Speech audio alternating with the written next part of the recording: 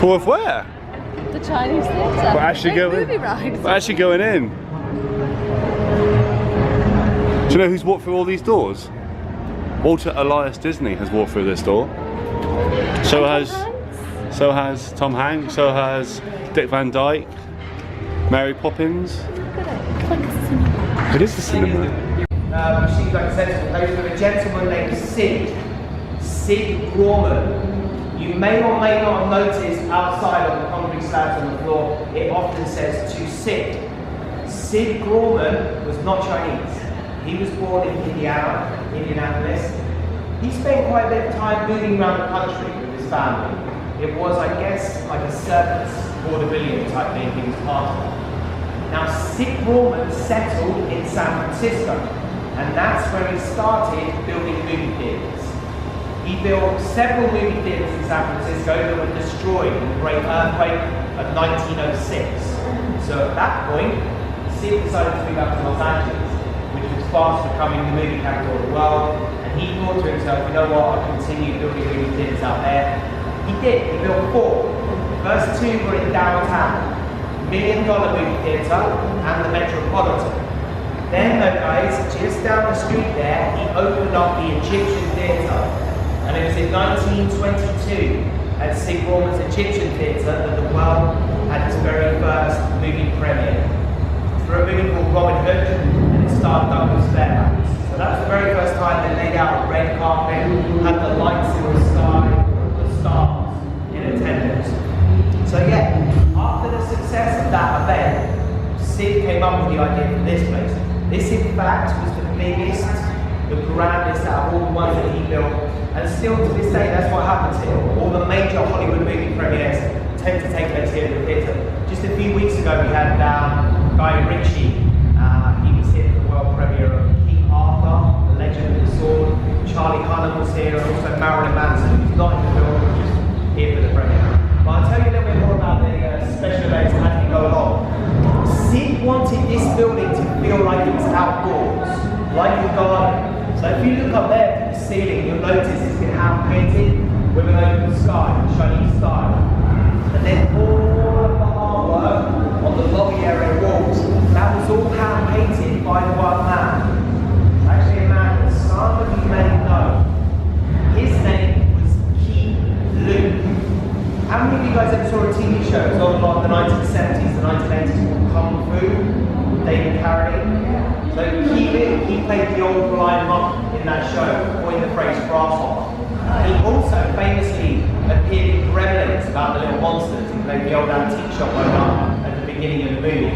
So yeah, Kilu, he's the man responsible for all of that artwork. To this day, guys, the lighting in here, nice and low, just so it doesn't fade or affect that. This is the original art you see on the walls there.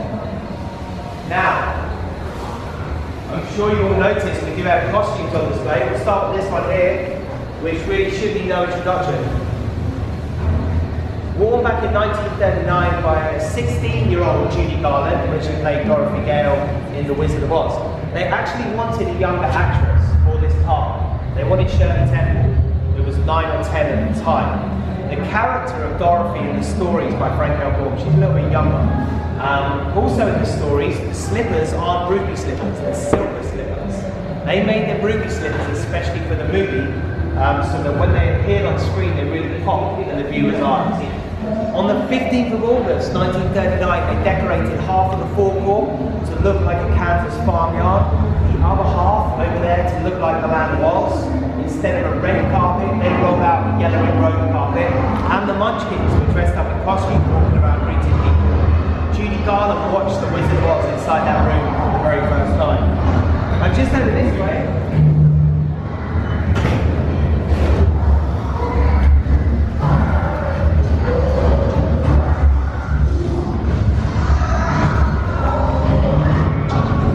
this pretty hideous design in the corner reminds me of my grandma's curtains. This one was actually worn by Betty Grable in a film called That Lady in Ermine. This movie was not a success. Big box office flop, and it may have something to do with the fact that Betty Grable had to wear these terrible dresses. She had an extremely famous pair of legs. She was a big pin-up during the war.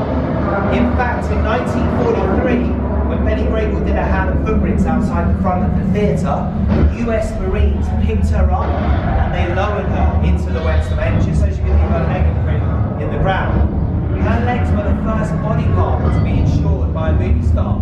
They were insured for just over $1 million, which back in the 40s, guys, was an awful lot of money indeed. So yeah, Honey Grateful's legacy continues outside the front of the theatre. Legs, legacy. Jokes don't get any better, folks. I apologise.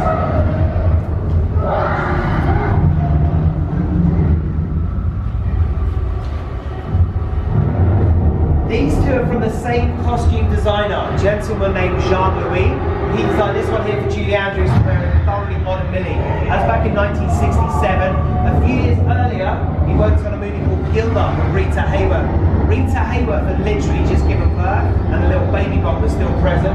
So Jean-Louis included that bow on the side, kind of disguise that and cover it up. That was a rather elegant solution. How many of you guys ever saw The Shawshank Redemption?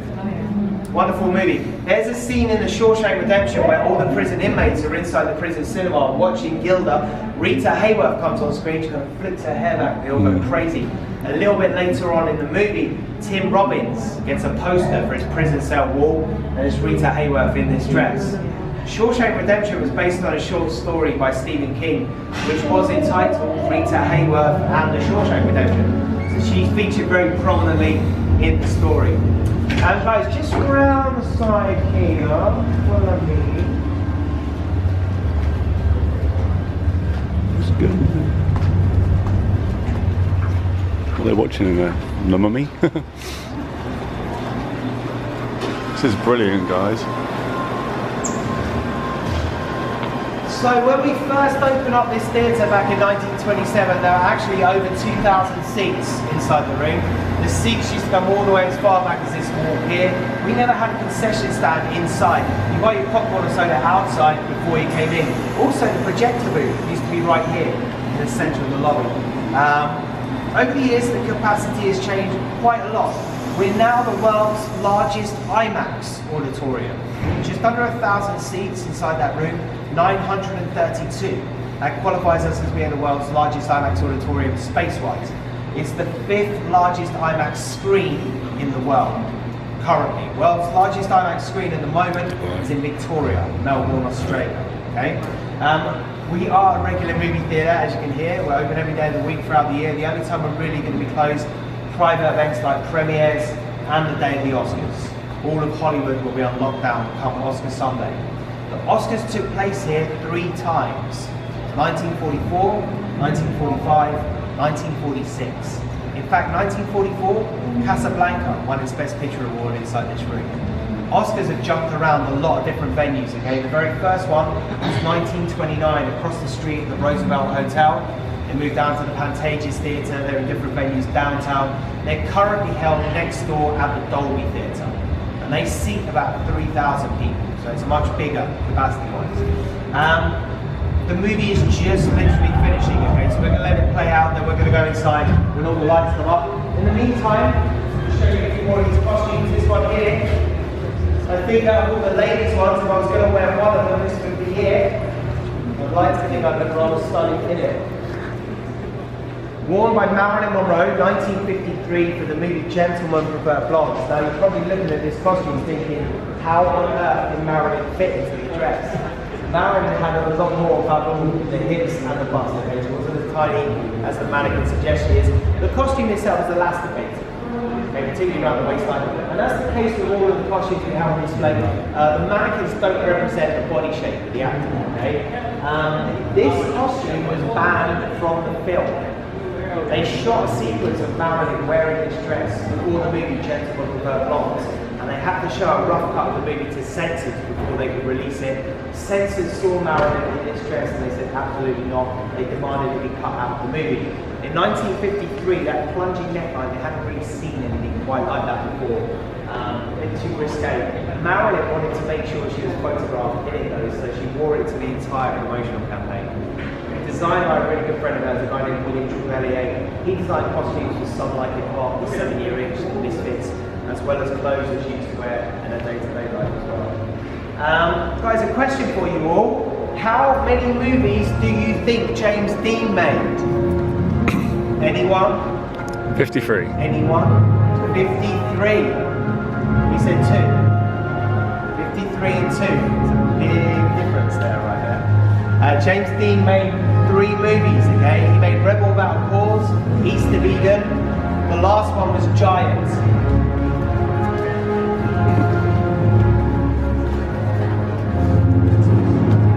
Just 2 weeks before Giant was released, James Dean was tragically killed in that car accident, so he never got a chance to leave his mark outside the front. What happened instead, the director of this movie, a guy named George Stevens, he came along and did his hand and footprints in place of James Dean with Elizabeth Taylor and Rock Hudson outside the front of the theatre. James Dean was supposed to be here to do it, but he never got a chance to do his hand and footprints here. In the corner, Arnold Schwarzenegger's costume, Terminator 2, Judgment Day. Guys, if you look closely at the costume, you'll see all the bullet holes throughout for the amount of times Arnold gets shot during the course of Terminator 2. Arnold Schwarzenegger did his hand and footprints outside the front of the theatre in 1994. He wrote in the wet cement, "I'll be back." It's for the movie True Lies. In 2015, I was finishing up a tour, I think it was on a Thursday afternoon, for a small group of people, and a massive crowd started to gather around this area and go crazy. I went over to see what was happening, and I saw that Arnold Schwarzenegger had shown up here dressed as the Terminator, completely unannounced. He was actually going all around Hollywood. He was on the Hollywood tour buses, going welcome to Hollywood, Chinese theatre. He was also next door at Madame Tussauds, posing as a wax figure. And when people took a photo with him, he came alive and attacked them. Best of all, he was doing that to launch his Snapchat account.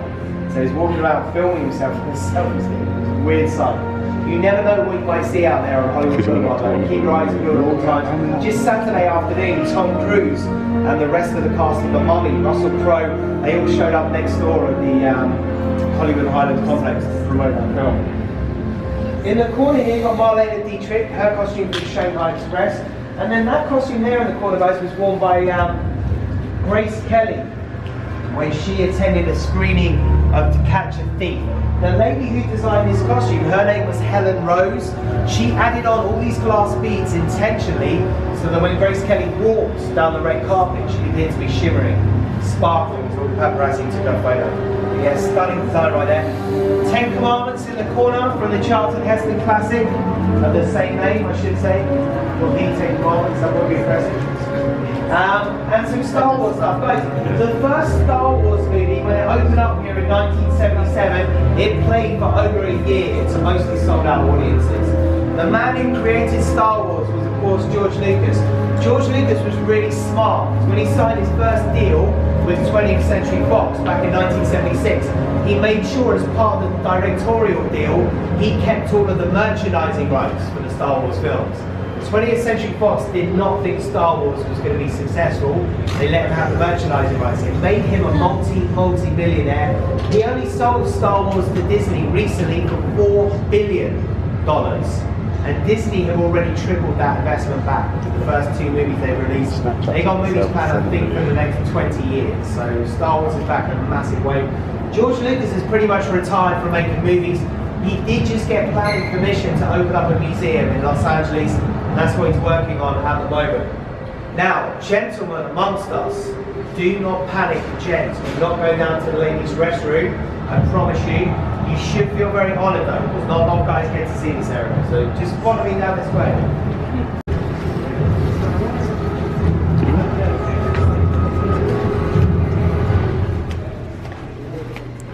Going into the ladies. To boldly go where no man has gone before.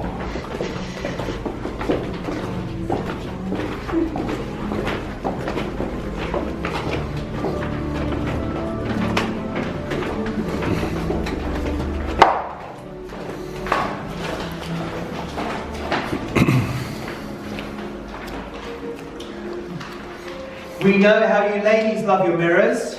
Decided to give you 14 of them. Many famous actresses have actually used this room to get ready for their premieres over the years. Back in 1953, Jane Russell, Marilyn Monroe, they did their hand and footprints upstairs there for the movie Gentlemen Prefer Blondes. They came down here afterwards, had all their hair and makeup done inside this room. So just let the ladies breathe to the side. This was Jane Russell's vanity mirror. Were yours sitting, sir? Striking resemblance. Right? And then this one here was Marilyn's, okay? So we're going to take a selfie right there, Marilyn Monroe's vanity mirror. This room is pretty much as it was. They've swapped out the carpet a few times. One or two of the mirrors I think have been cracked, but everything else you see in here is original. The artwork on the walls, the butterflies, the bamboo skirting around the sides, the show curtain, the light fixtures. Apparently even the seats are the original seats. They just reupholstered them over the years. The men, unfortunately, we can't let anything so luxurious. So we're not going over that side. And guys, if you look underneath Marilyn's vanity mirror, you'll see that grated area. That was actually ventilation for an underground tunnel. There used to be an underground tunnel which began inside this room here, and it ran underground across the street to the Roosevelt Hotel. You could walk between the two venues. You wouldn't crawl under on your hands and knees. And the tunnel was designed by Grauman to escape a hustle and bustle, the craziness of Hollywood Boulevard, and also for his movie star friends to escape the attentions of the press and their adoring public. It's been a pretty hard life in movie stuff, right? Tunnel's no longer there because they built the metro line, and I guess the whole thing caved in. But yeah, in the early days it was used pretty frequently. And apparently there's tunnels like that all over LA from when they used to smuggle in alcohol during the Prohibition days. Follow me upstairs. This little lady in the corner, she's 90 years old. She looks pretty good for her age, I'm sure you'll all agree. A little bit creepy, I know, but still pretty good. It was actually a tradition, guys, begun by Charlie Chaplin to rub her on the shoulder for good luck before a movie premiere, and it still continues to this day. So especially if any of you guys are going to Las Vegas, feel free to give her a massage. Yeah, give her a little rub as you go past them. Mind your step as we go in. It's slow, ever so slightly. Just watch where you are going. On the way down, my friends, give these curtains a feel. See how thick they are. These are called echo curtains. Just rub with my right hand. Going into the theatre now.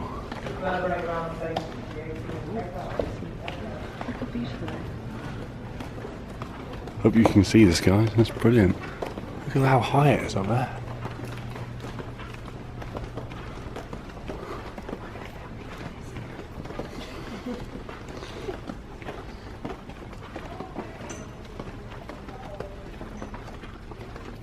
Yes, my friends, welcome officially to the main auditorium. Here's what we're going to do. We're going to go all the way down to the front, so just follow me down this way, okay?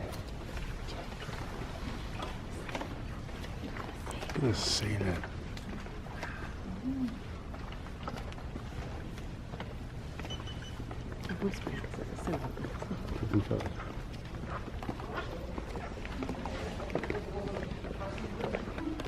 And guys, once down the front here, don't go face down too close to the curtain because the screen is just behind that. So yes, you are now inside the world's largest IMAX auditorium. If you can picture it, before we became IMAX, the height of the floor is pretty much where these ledges are on either side, okay? So that's how far they had to dig into the ground. All that work was done so they could fit a giant screen inside the room.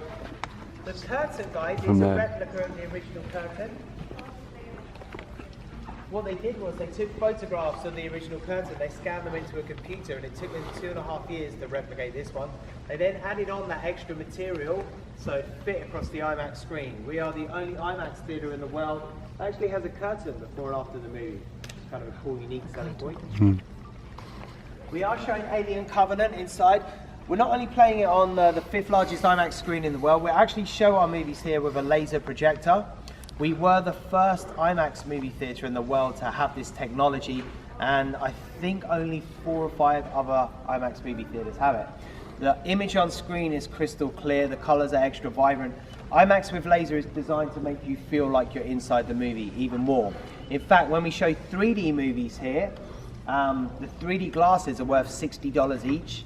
You cannot leave the theatre with them. If you try to, alarms go off, and ninjas come down from the scene. But yeah, it really is quite spectacular. One thing I always tell people, even if you see a bad movie inside this room, you won't forget it. We take the picture and sound quality very, very seriously here. Guys, I've seen Quentin Tarantino watch movies in here on a regular day like today. I've seen Keanu Reeves stood outside waiting to come in with a ticket in his hand. Sold tickets to Leonardo DiCaprio and his mum so they can watch a movie in here. Weirdly enough, Billy Idol, he's in here every other week. He loves this place. He's always here. But not only that, guys, we get people that have worked on the movies we show. Sound engineers and special effects supervisors, editors, writers. You just don't know who might be in the audience. They will be the first to point out if something's not quite right with the picture and sound quality. So we do go to great lengths to make sure it's excellent inside the tree. If any of you decided to come in to see Alien either tonight or this afternoon, just let them know that you took Peter's tour and they'll give you free popcorn if you buy a ticket to see the movie, okay? That's an incentive for you. Alien will play until Thursday afternoon. Thursday night we're opening up the new Pirates of the Caribbean movie. Dead Men Tell No Tales. I'm not sure what's called. Number 5 in the Pirates of the Caribbean franchise. Take a seat. So guys, a good angle to get photographs from is kind of when you duck down a little bit, angle to your camera. Is it comfy? You're going to need to. The ceiling is definitely one of the most striking features of the room, especially when you first step in. At 65 feet in diameter, it was all hand carved in this room in sections, okay? They then pieced those sections together and they hoisted it to the ceiling. The whole thing up there is meant to represent the sun, kind of continuing with that outdoor garden theme Sid Grauman wanted. So guys, listen up, we're actually going to show you something which is cool. Grab yourselves a seat anywhere you like, about 7 or 8 rows from the front. Make yourselves comfortable. I'm going to show you a short documentary about the history of the theatre. It's going to show you Sid Grauman in action. It's going to show you some of the premieres, the events that have happened here over the years. So yeah, make yourselves comfortable. You'll notice the seats are very comfy. They recline a long way. There's a nice amount of leg space in between rows. So yeah, very comfortable place to watch a movie, especially a long one like The Hobbit or Batman v Superman, which was much too long. Once this finishes, guys, you'll probably have a couple of minutes just to take some more photos, and then we'll have to ask you to leave so we can set up for the next show. But yeah, any questions? Oh, wow. I'll come back for the tour ends, okay? This one here, guys, the very first one, the silent movie actress, you saw Norma Talmadge, the one who inspired the idea. We just celebrated our 19th anniversary last week. Mary Pickford, Douglas Fairbanks, I was really good friends with Sid and investors in the theatre. That's why these 3 at the best spot outside of my door there. Is that really out?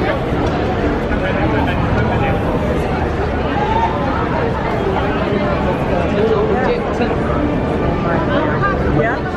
The man himself, Sid Grauman, did his hand and footprints 4 years before he died. He actually passed away 1950 at the age of 70. He placed a fishbone in the wet cement. Lots of people used to tell him when he smiled it looked like a fishbone. I don't know if that's a compliment or not, but we've had strange and unusual objects over the years, like Bill Hart placed guns, Harold Lloyd his glasses, we've had tap shoes, ice skates, cigars, Whoopi Goldberg, her hair, the dreadlocks, Jackie Chan, his nose in the corner. Maybe the most famous of them all though, easily the most requested on a daily basis, it's got to be Marilyn Monroe right here. They replace these. I should place this for Easter. So guys, Marilyn Monroe, she originally wanted to dot the I of her name with a diamond, related to her most famous song, Diamonds Are a Girl's Best Friend. The managers didn't think a diamond was a very sensible idea, so instead what Marilyn did, she took off an earring and popped that down the ground. 3 days later, somebody came along, managed to break off the back half of the earring, that's snapped away. That glass front half, that still remains to this day. And if you guys look closely, you'll notice a lot of people have tried to dig it out, steal it. Luckily, it's not going anywhere, which is good news. Glass front Marilyn's earring. So we think if we're lucky, we've got space for maybe 70, 75 more people. You'll notice on some of the more recent ones, like the Hunger Games cast, they are making them a lot smaller so that they can conserve space. When we run out of room, logically, I guess the walls, who knows, we might even have holograms by that point. Actually, also worth mentioning, guys, you see where the escalator are? Go all the way to the very top to the 3rd floor, take a left. 6 more movie screens up there, they're showing various films. They have a whole gallery of photographs dedicated to this. They're worth checking out after you've done the tour. They're bringing to life a little bit more for you. So yeah, make sure you check it out. If you're around this evening, there will be our very special Hollywood light show. We're celebrating 90 years of the theatre, and from 8 o'clock onwards when the sun goes down, there's some special stuff happening here. So if you're around, check it out.